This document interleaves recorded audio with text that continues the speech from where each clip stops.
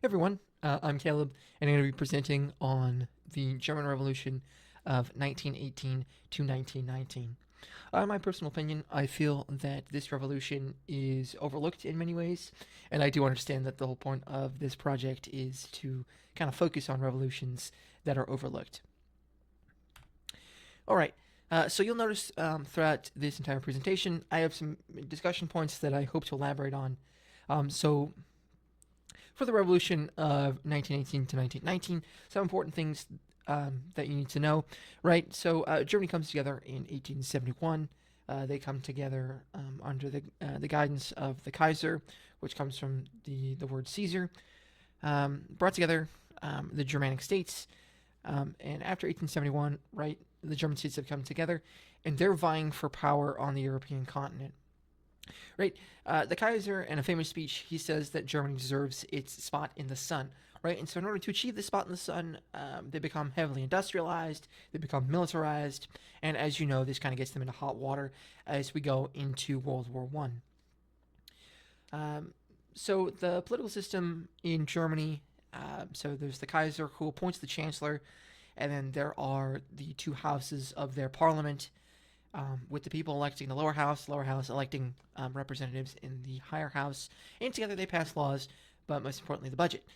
Um, so, when we get into World War One, a lot of resources and effort, and eventually political control, is being diverted to the military, and it's estimated by 1916 by some accounts that essentially the military is the one doing all of the political work in in Germany.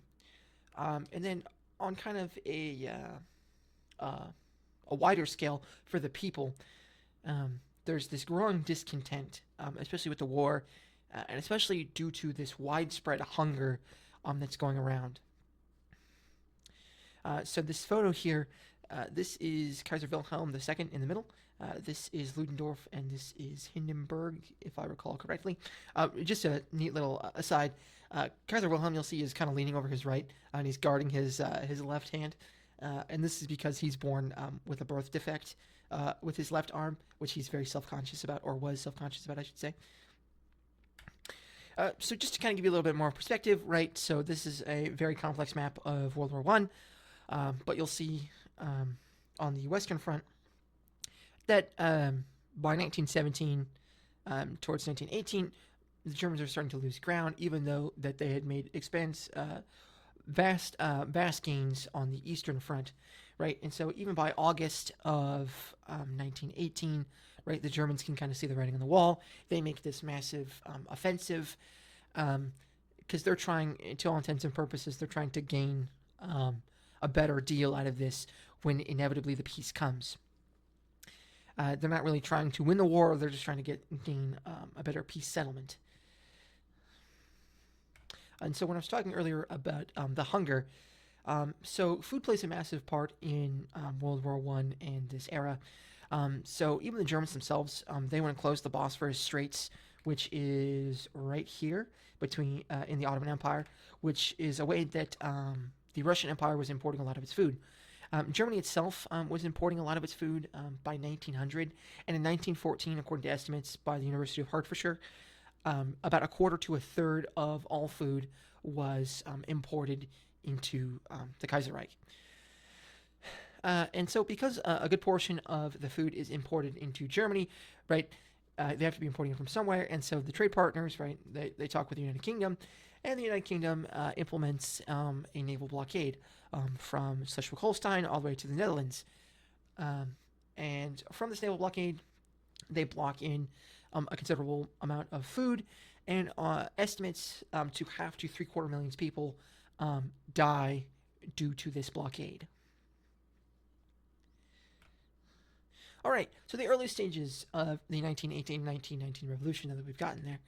All right, so the revolution is officially started on November 3rd, 1918, when sailors at the port of Kiel, I'll just note for this entire presentation, I don't speak German, so I'm probably going to mispronounce things.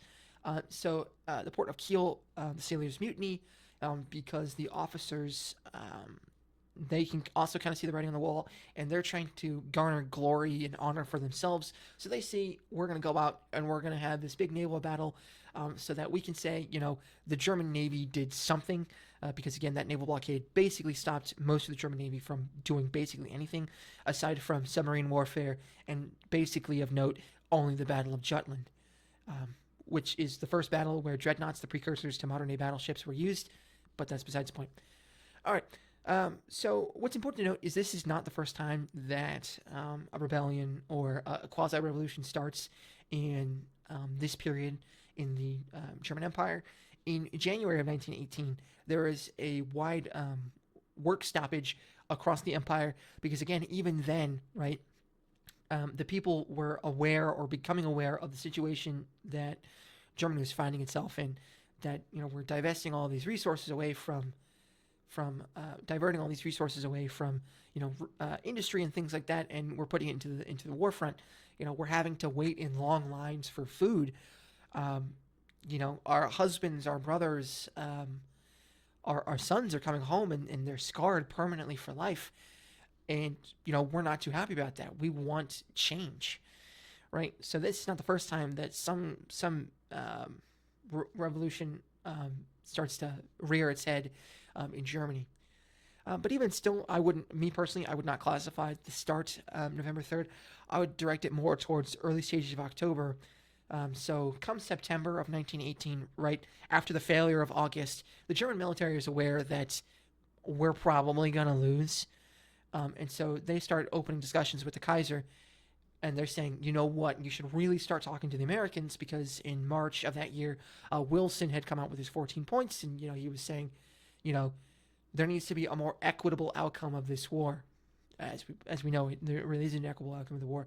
But Wilson says that, we need to make the world safe for democracy, and by doing that, we need to be, not as harsh to Germany. Right, so Germany tries to get this deal, and America digs their heels in the sand, and they say, you know what, we're only going to deal with you if you democratize. And so in October, the Kaiserreich takes its first steps towards democracy. Right, it becomes more a parliamentary system, even though the Kaiser still maintains ultimate authority. He makes the chancellor accountable to the parliament, not by direct appointment by the Kaiser, and the parliament needs to have confidence in the chancellor. So this mutiny in Kiel, right, it comes up, and they take to the city, and people start joining in droves. And as these soldiers start spreading to other cities, right, the revolutionary moment and fervor spreads with them. And how this revolution kind of looked like, as they moved, they'd start discussing with their friends, their families, their compatriots, and new meetings would be set up, right? They'd pick like pubs or taverns or communal spaces, and they'd meet, right? At first it'd be a couple people, and then more and more people would start joining in. They'd have discussions about what they want, and then eventually they would take to the streets, right? The common sign for the revolution at this point is the red flag. There is a lot of elements that are borrowed from the Bolshevik Revolution, as will become apparent as we go through.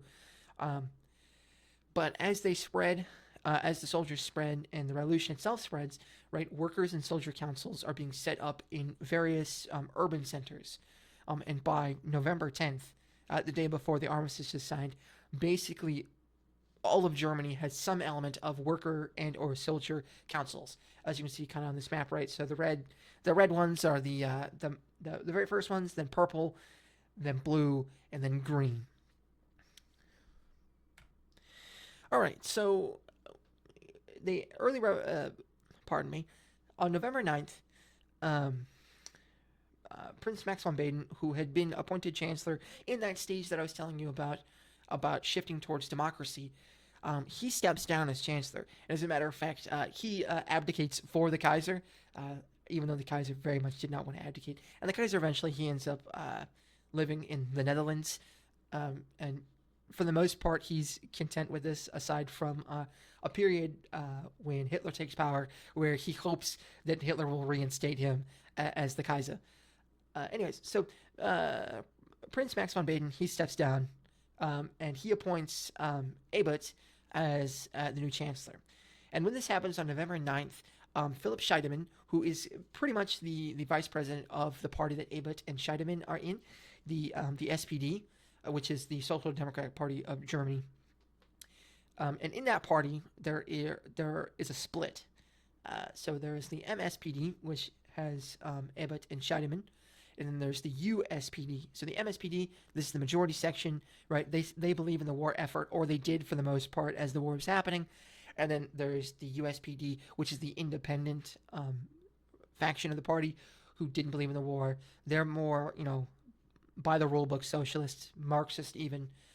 And Karl Liebknecht, who is a part of the USPD and a subsection of the USPD, he declares a social or socialist republic on the same day on a different balcony. And this is Scheidemann right here in this photo. But, they didn't talk to each other. They didn't tell each other that was happening. That just happened by pure coincidence. And so after November 9th and all of this fervor that kind of washes over Germany as it spreads, right, they form an interim government, which is the National Delegate Council. It's something in German, rough translation. And so there's this disconnect between local and national government. So on a local level, like I was showing you on the map before, right, there's workers and soldier councils. And they do more of the day-to-day, governance, right? They control the police forces, they take local taxes, things like that. Whereas the local government, the Council of Delegates, right, they do the national governance, or that they hope, right? And they are the ones who send Matthias Erzberger to sign the armistice on the 11th of November. Right, this is Ebert, by the way, such a stoic, burly man. So in December, right, so this interim government is stepping into the power vacuum after the Kaiser abdicates or is abdicated, and they really want to stabilize Germany as fast as possible. So between the 16th and the 21st, local council delegates are chosen to be sent to the national government to decide new elections for the National Assembly, which will create draft versions of what will become the Weimar Constitution, right? And so from this, right, they're setting up kind of this democratic system, the early workings of this democratic system that some members of the SPD party, especially the independent SPD faction, are not happy with, right? They want to emulate the Bolshevik Revolution. They think that this is the opportunity, to create a socialist republic in Germany, right? And so they break away even from the independents, right? And they create the Communist Party. So at this time, right, so Germany's trying to, stabilize itself, and there's this disconnect between, the elites in the Social Democrat Party and the communist and the average everyday worker, right? So in order to continue to stabilize Germany, right, the MSPD, they start removing independent SPD members from their positions, right, because they believe that they are trying to perpetuate the social revolution that the MSPD does not condone. The prime example that starts the January uprising is Emil Eichhorn, who is the chief of police in Berlin. He's removed because there was a radicalist faction in Berlin that the MSPD sends in some soldiers to crush this faction, and Eichhorn gives them sanctuary.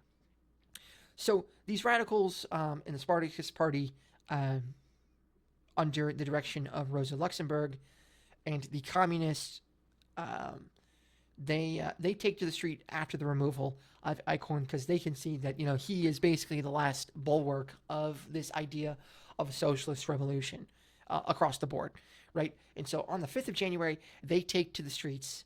It's relatively small, at least in the beginning, and then the leaders of the Spartacus movement and the communists, they come together and they say, you know what, we can use this to perpetuate our socialist revolution, right? So they come together on the evening of January 5th. They mass produce posters and flyers, and they tell their constituents, their party members, hey, we need to get out, we need to fight for this, or our socialist revolution will collapse. And then on January 6th, there's this mass influx of communists and Spartacus members, and at the same time, there is a mass influx of counter-revolutionaries. Right, they meet towards like the Parliament building, and their goal is to defend this new democratic government. Right, so these Spartacists and these communists, right, they target newspaper factories and headquarters, such as the Tajblatt, which is the newspaper for the MSPD. And so they take these newspaper factories and headquarters and they hunker down, and they go, "We're not giving these things up," which by and large is a bad strategic move, but that's besides the point, right?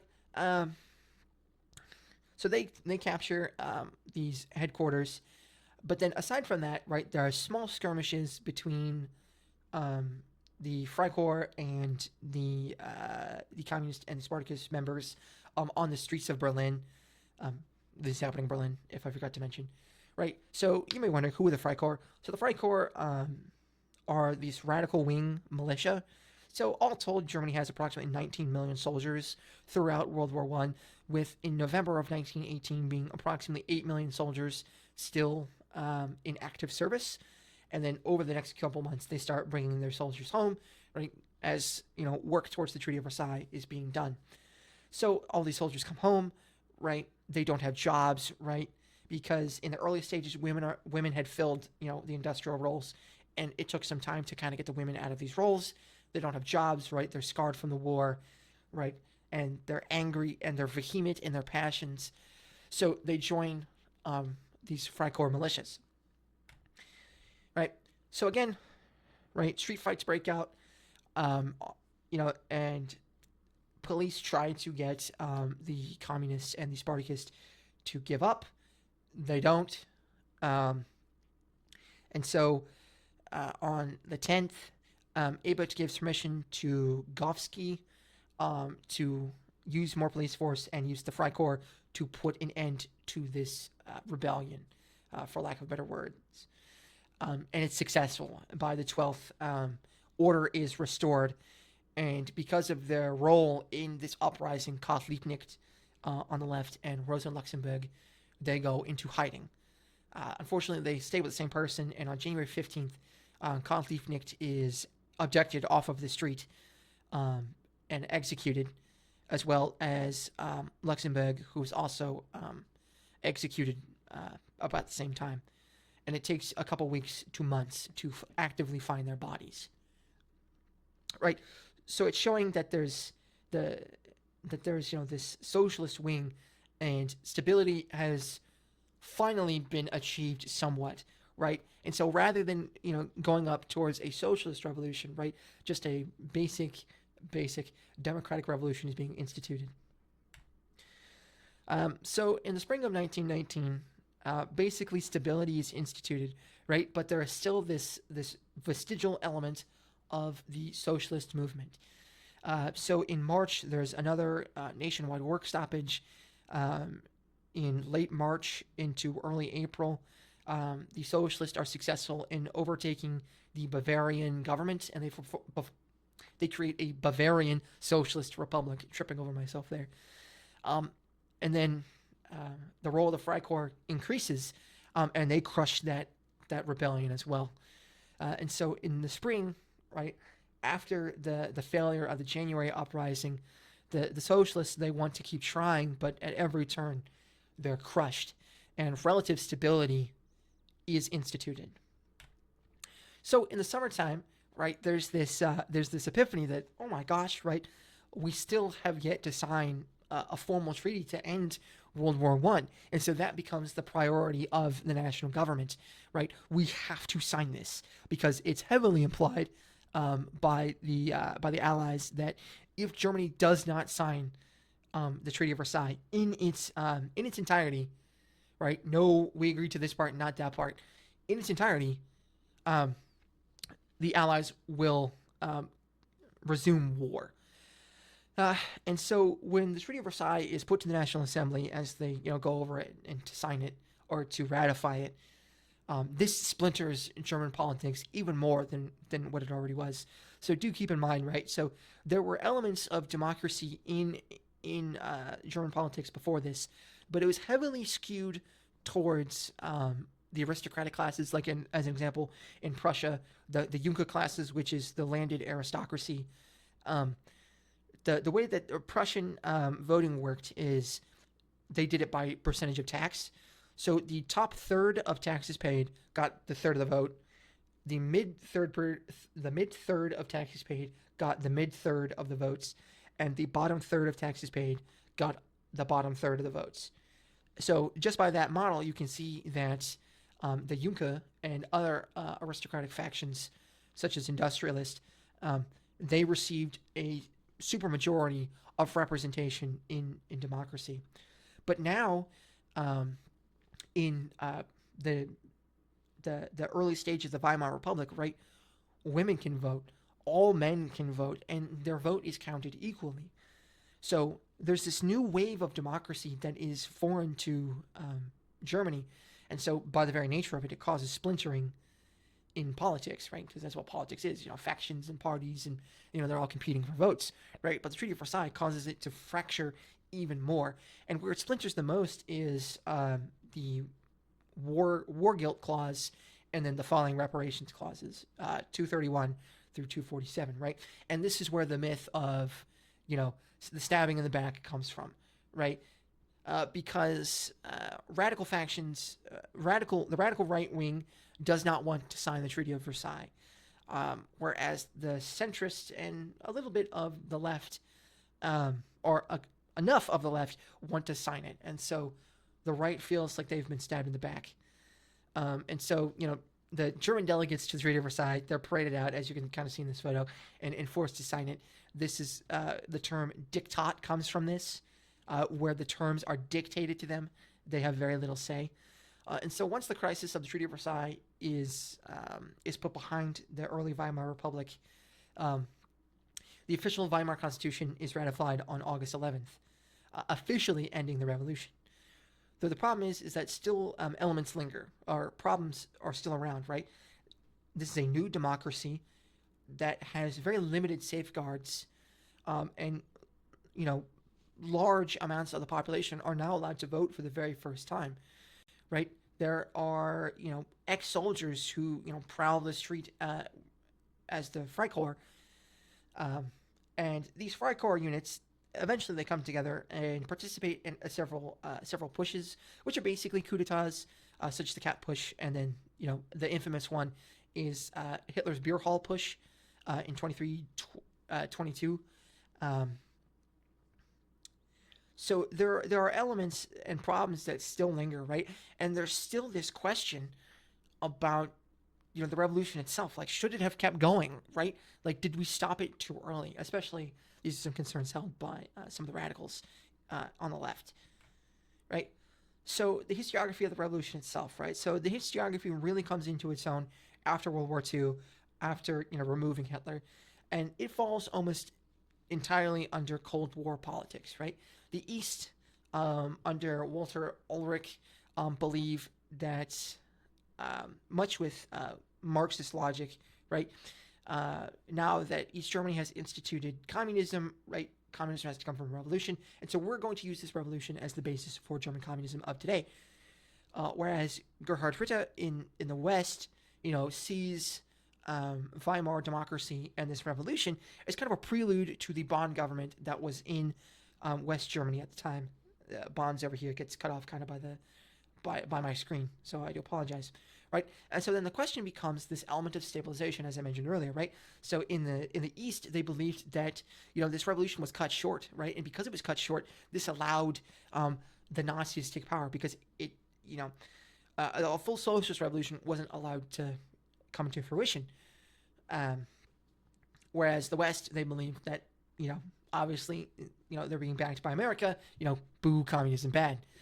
Right, and so then in the 1960s, there's this new left movement in West Germany, with Reinhard Kuhn being a prominent member, where they become critical of this kind of this Whiggish philosophy of of Western Germany, right? They say, well, actually, maybe the communists in East Germany are onto something, right? Like maybe we didn't get rid of this conservative element that we probably should have gotten rid of. You know, Ebert makes concessions to the military. He makes concessions. Um, he makes concessions to the judiciary, just as a few examples, right? And just in the beer hall putsch with Hitler, right? Hitler, essentially commits treason, and he's given only a couple of years, which he only serves a fraction of his sentence, right? Because the judge is conservative and aligns with Hitler's ideology. In the later 20th century, there's more of a focus on the social aspects and the culture, right? They start seeing Weimar and the revolution as bringing real democratic potential, right? There's this new wave of liberalism, gender dynamics changes, the discussion about sex changes, right? There's real change in Germany that's only brought about by this Weimar Revolution. Um, Another deterministic path that's kind of brought up is the Sonderweg, which just means special path. So the philosophy is that because Germany didn't have a bourgeois revolution, um, it had to take a special path to democracy, and Nazism is kind of the stepping stone that Germany has to go through in order to reach democracy. And this is prevalent in kind of the discussions of Barrington Moore. He doesn't discuss the Sonderweg, but he describes in detail how Germany differs from, say, the likes of the UK, France, and the US, and how they come to democracy. Hans Welle in the late 1950s, early 1960s, he starts, arguing against the Sonderweg theory that, concessions were made to the aristocracy, concessions were made to conservatives. So there's this element of choice that's being overlooked in these deterministic interpretations, whether that be communism, whether that be the Sonderweg itself, right? We're overlooking individual choice. In modern day, there's these new interpretive lenses that we've all talked about in historiography classes, right? There's this new focus on the actual people themselves, right? Mark Jones does a good job describing the violence that is eminent in the revolution, and thinkers and scholars like Corinne Painter, they discuss gender dynamics and how the revolution itself, the history of it, is skewed away from women, as female historical accounts were taken seriously. They weren't put in archives. So basically, at this point, all we have left is interviews and memoirs. At the point that feminism really became prominent. So revolutionary theory about the 1918-1919 revolution is interesting. So the immediate causes of the revolution are instances like mass frustration, right? The people want peace. They're tired of sending their husbands, their brothers, their sons to war and getting nothing out of it.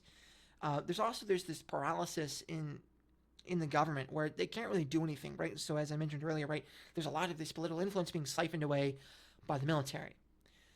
So the type and the theory for this revolution is interesting because depending on how you look at it, you could argue more of a structuralist revolution like Barrington Moore, like I mentioned earlier.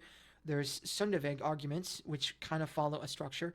And then there's the socialist element, with Rosa Luxemburg, with Karl Liebknecht, who wanted a socialist revolution, but it doesn't come to fruition.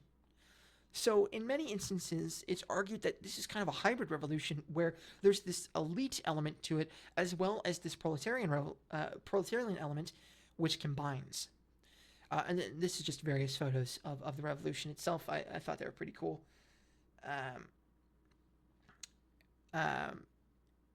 And what's important to consider here is that this revolution is towards the end of the first wave of democratization, right? So after the collapse, after the central power loss after World War One, right?